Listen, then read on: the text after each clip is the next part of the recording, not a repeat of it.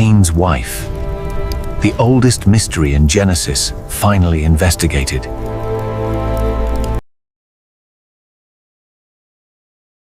The first murder in human history is recorded in the book of Genesis. Cain kills his brother Abel. He is cursed, exiled, and forced to wander the earth. But just a few verses later, the Bible quietly says something that has puzzled readers for centuries. Cain knew his wife, and she conceived. And that raises one of the most difficult questions in the entire book of Genesis. If Adam and Eve were the first humans and Abel had just died, who exactly was Cain's wife? Was there another group of humans already living outside the garden? Did the biblical story skip an entire civilization? Or is there something hidden in the ancient text that most readers completely miss? Tonight, we investigate one of the oldest mysteries in biblical history. Few questions in the Bible have generated as much debate as this one. Skeptics often present it as a contradiction. Believers sometimes avoid the topic entirely. And across centuries, theologians, historians, and biblical scholars have proposed many different explanations.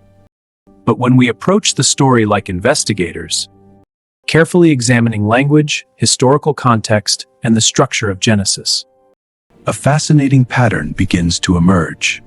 The mystery of Cain's wife may not be a missing piece in the Bible. Instead, it may reveal something about how ancient texts communicate history. To uncover the answer, we must examine the clues hidden inside the early chapters of Genesis. The paradox hook. Let's begin with the central paradox. In Genesis chapter 4, Cain murders his brother Abel. Afterward, he is sent away from the presence of God. Then the narrative continues in Genesis 4:16-17. Then Cain went out from the presence of the Lord and lived in the land of Nod. And Cain knew his wife, and she conceived. The story moves forward as if nothing unusual has happened. But modern readers immediately notice the problem. Up to this point, Genesis has only introduced 4 individuals: Adam, Eve, Cain. Abel is now dead. So the obvious question appears: where did Cain's wife come from? This single line has led to countless theories. The phrasing implies a deeper prophecy, but the symbols suggest an alternate reading. Perhaps it's a deliberate ambiguity. Others suggest the Bible may have omitted important details. Some imagine another human civilization outside Eden. But before jumping to dramatic conclusions, a biblical detective asks a more careful question. What does the text itself actually reveal about the early human population? Common misconceptions. Many misunderstandings come from the way modern readers imagine the timeline of Genesis. We often picture the story unfolding quickly, almost like scenes in a film. Adam and Eve have 2 sons. A conflict occurs. You took what was mine. I had no choice. There's always a choice. One brother kills the other. And shortly afterward, Cain leaves and starts a new life. But Genesis was written using ancient narrative compression. Large spans of time can pass within just a few verses. One key detail appears later in the text. In Genesis 5:4, it says, "After Seth was born, Adam lived 800 years and had other sons and daughters." This statement suggests something important. Adam and Eve did not have only 3 sons. According to the narrative, they had many children over many centuries. Genesis describes Adam living 930 years. Within the framework of the biblical story, that lifespan allows an enormous amount of time for population growth. So by the time Cain left his family, there may already have been many descendants of Adam and Eve. From this perspective, Cain's wife may not be mysterious at all. She may have been a sister, niece, or close relative from the early generations of humanity. However, that explanation introduces another question modern readers often raise. Wouldn't that mean the earliest humans married within the same family? The context key. To understand this issue, scholars often examine three contextual clues. These clues help interpret many ancient passages in Genesis. 1. Linguistic context. The Hebrew word used in Genesis for wife is isha. It simply means a woman joined in marriage. The text does not specify where she came from or describe her background. The silence here is telling. Indeed, they must have known. Their assumptions are clear in the text. This silence suggests the original audience likely already assumed the answer.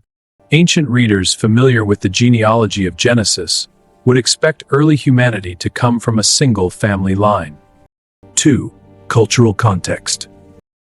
In the earliest stages of human population, within the biblical narrative, there were no nations, tribes, or unrelated families. Human society consisted entirely of the descendants of Adam and Eve. If the command in Genesis 1:28 to be fruitful and multiply was to be fulfilled, the earliest generations would inevitably marry within that extended family network. Many theologians view this as a temporary situation unique to the earliest chapters of human history. This passage is key, unique to the beginning. Later in biblical law, particularly in Leviticus 18, marriage between close relatives is clearly prohibited. But those laws appear much later in the biblical timeline. 3. Narrative context. Genesis does not aim to document every birth or generation in detail. Instead, it highlights individuals important to the theological story. This means many family members may exist in the background without being named. When Cain takes a wife, the text simply assumes her presence. To the original audience, the explanation likely seemed straightforward. And the word of the Lord came to me, saying, "Hear the words of this covenant." But there is still another puzzle hidden in the story.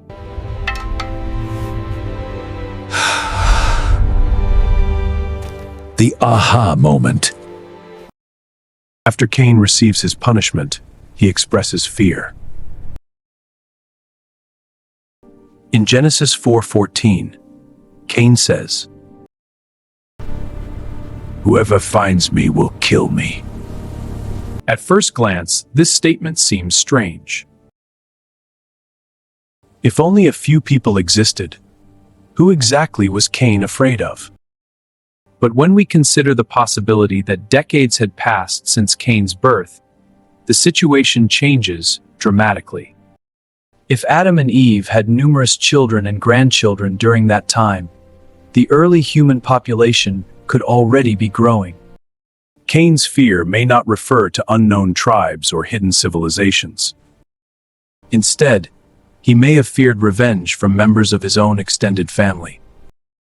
The mark placed upon Cain, mentioned later in the same passage, can be interpreted by many theologians as a symbolic protection within the narrative. Cain's wife likely came from the same expanding human family described in Genesis. The story simply does not pause to explain it. The life application.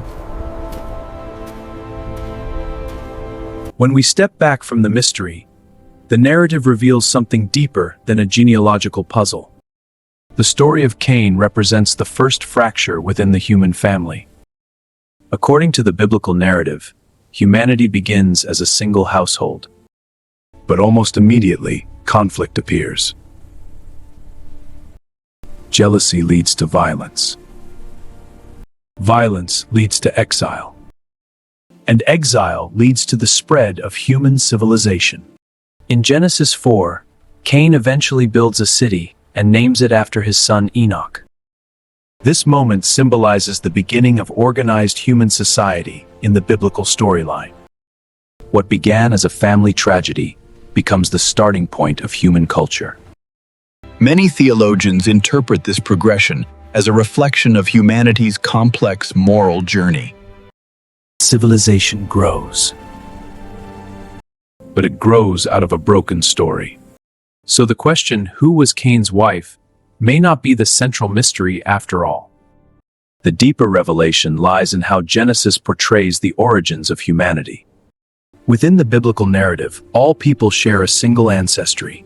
The story emphasizes that humanity begins as one family. This idea carries profound implications. Conflict within that family leads to the earliest acts of violence. Yet the narrative continues to trace humanity's history from that shared origin. In this sense, the mystery of Cain's wife highlights something foundational about the Genesis story. It presents humanity as interconnected from the very beginning. Many biblical scholars emphasize that difficult passages often invite readers to explore the text more carefully. Questions like the identity of Cain's wife encourage deeper engagement with history, language, and interpretation. Rather than weakening the story, these questions often reveal the richness of the biblical narrative tradition. Within that tradition, Genesis explores themes that remain relevant today: family relationships, moral responsibility, and the consequences of human choices. The story reminds readers that the earliest conflict recorded in Scripture occurs between brothers. It suggests that the greatest challenges facing humanity often begin close to home. The mystery of Cain's wife has sparked curiosity for generations. And while the Bible does not provide a direct answer, the clues within Genesis point toward a logical explanation. But the story leaves us with a deeper question. If the earliest chapters of Genesis portray humanity as one shared family, What does that mean for how we see each other today? perhaps the ancient narrative is not only about the distant past. Perhaps it is also asking us to reconsider something about the present.